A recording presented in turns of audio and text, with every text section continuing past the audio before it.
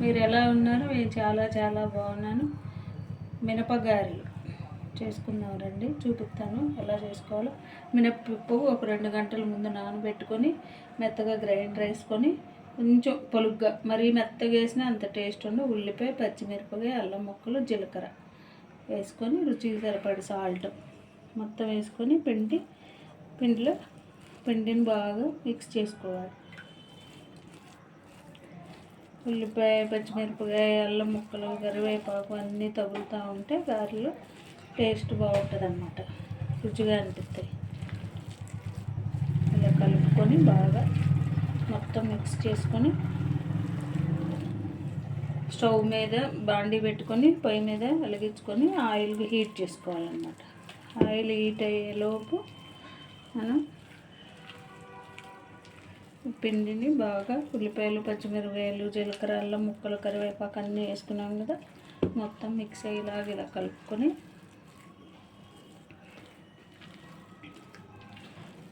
అల్లం ముక్కలు, కరివేపాకు, జీలకర్ర, పచ్చిమిర్చి అన్నీ తగులుతూ ఉంటే బాగుంటాయి అన్నమాట. చట్నీ లేకుండా కూడా ఉట్టి కూడా తినొచ్చు. ఇలా మొత్తం బాగా కలుపుకొని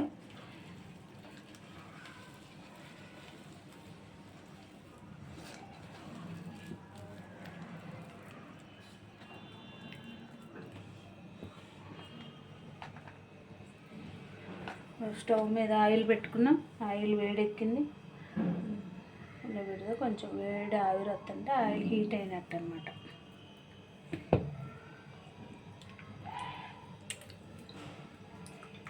గారెలు ఎలా వేసుకుందాం చూడండి. క్లాత్, పేపరు ఏమీ పని లేకుండా ఈజీగా సింపుల్గా వేసుకునేది. నీళ్ళు వాటర్ ఒక గిన్నెలో పక్కన పెట్టుకొని చేయి తడి చేసుకొని, మినప్పిండి చేతికి అతుక్కుంటుంది కదా, అతుక్కోకుండా ఇటు తడి చేసుకొని ఇటు కొంచెం తడి రాసుకొని పిండి ముద్ద తీసుకొని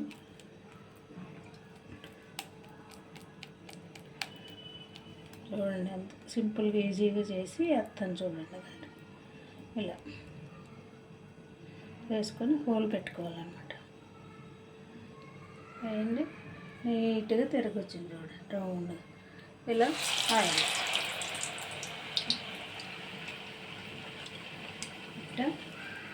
ఒక దాని తర్వాత ఒకటి అన్నీ ఇలాగే చిన్న చిన్న కొంచెం మనకి సైజుకి సరిపడే ఎంత అయితే సైజు వేయాలనుకుంటున్నా అంత పిండి తీసుకొని రౌండ్ ముద్ద చేసుకొని ఇలా అరచేతులు ఎట్టు ఒత్తుకొని వేసేయటం అనమాట. బాగా నీట్గా రౌండ్గా వస్తాయి చూడండి. టెన్షన్ పడకుండా క్లాతులు, పేపర్లు, గుడ్డలు ఏం పనిలేదు. నీట్గా సింపుల్గా ఎన్ని గారెలైనా పెట్టేసుకోవచ్చు. నేనైతే ఇట్లా ఎన్ని గారెలైనా ఇట్టనే చేసి వేసేస్తాను అన్నమాట. చూడండి, మళ్ళీ రౌండ్గా వస్తే షేప్ కూడా ఏమీ పోదు, వంకరగా రాదు. ఇలా చెయ్యి ఇలా తిరగేయగానే ఈ చేతిలో పడిపోయింది గారె. అది చూడండి ఎంత బాగా వదల. ఏం భయపడాల్సిన పని లేదు. చెయ్యి మీద ఆయిల్ పడదు, నీట్గా వస్తాయి. చెయ్యి తడి చేసుకుంటూ ఉండాలి, అప్పుడు చేతికి అతుక్కోకుండా ఉంటుంది అన్నమాట.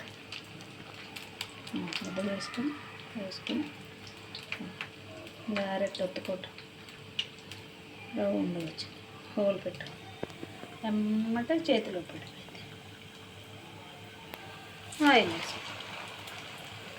వేసుకొని ఇంకో మనిషి అవసరం కూడా లేదు, మనమే నీట్గా ఇలా తిరగేసుకొని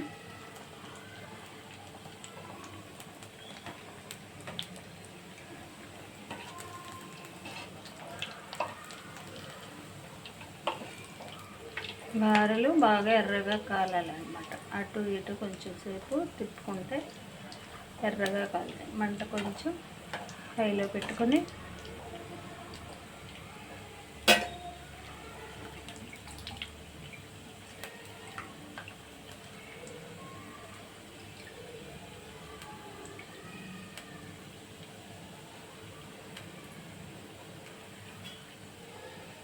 ఉడికించుకోవాలి. చూడండి ఎలా పొంగుతున్నాయి, ఎంత బాగున్నాయి.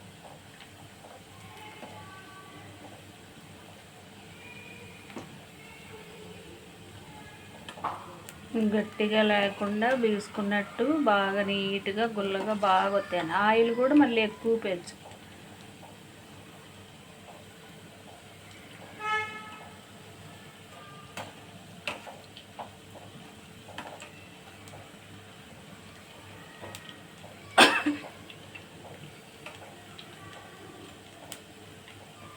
చేతితోటే పేపర్ గుడ్డ ఏం పని లేకుండా కొత్త వాళ్ళైనా టెన్షన్ పడకుండా ఎన్ని గారెలైనా వేసుకొని తీసుకోవచ్చు. కొత్త వాళ్ళు కూడా చేసుకోవచ్చు. చేతి కొంచెం తడి చేసుకుంటూ ఉంటే చాలు, అతుక్కోకుండా నీట్గా వస్తాయి.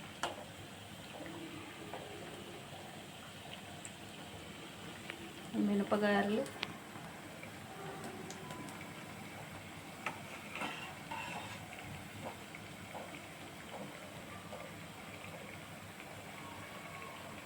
మినపగారెలు తినడానికి పల్లీ చట్నీ వేసి పెట్టుకున్నాను కదా. కొబ్బరి, పల్లీలు, పచ్చిమిర్చి, అల్లం వేసుకొని చట్నీ తిప్పుకొని రుచికి సరిపడ సాల్ట్ వేసుకొని అల్లం చట్నీ, పల్లీ కొబ్బరి, దాంట్లో చిన్న అల్లం ముక్క, కొంచెం ఒక రెబ్బ చింతపండు, ఉప్పు వేసి బాగా మిక్సీ తిప్పుకొని ఈ మినపగారెలు ఆ పల్లీ చట్నీ వేసుకొని తింటే భలే టేస్ట్గా ఉంటుంది.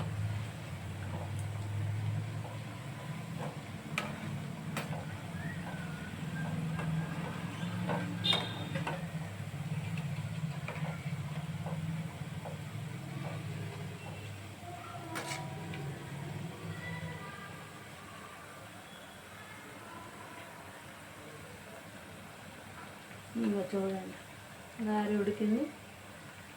ఎర్రగా అయ్యాక తీసుకోవాలి.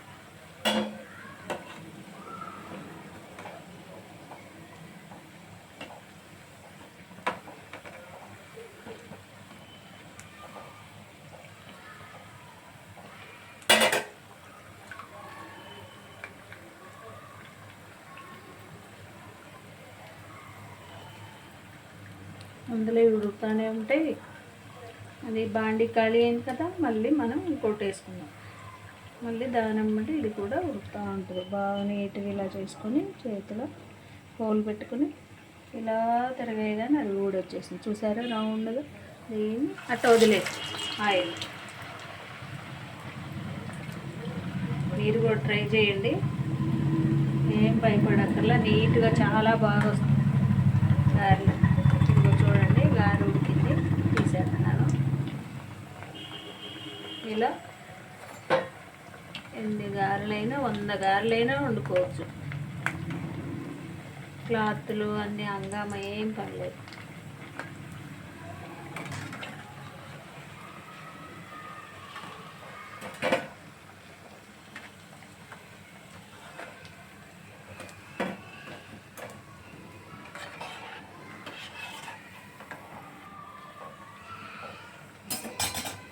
గారెలు